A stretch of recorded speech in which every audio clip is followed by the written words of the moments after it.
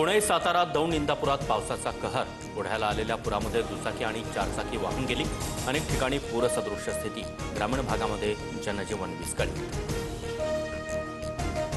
राज्यात जोरदार पावसाची हजेरी। बीडमधल्या शेतकऱ्याच्या 3 एकरमधील कांद्याचं नुकसान।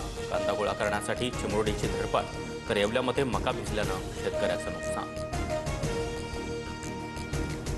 मान्सून महाराष्ट्रात दाखल।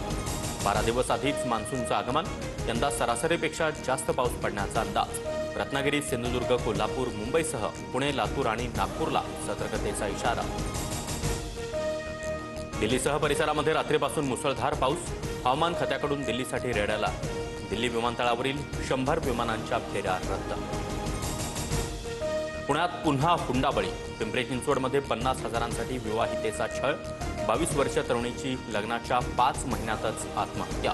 गुन्हा दाखल होऊन देखील आरोपी मोकाटच। पुण्यातील लोहगावात सासरच्या जाचाला कंटाळून महिलेचा आत्महत्येचा प्रयत्न। पतीचा पत्नीकडे गाडीसाठी तगादा, तर सासूचा देखील जाच। पती, सासू आणि दिराविरोधात गुन्हा दाखल।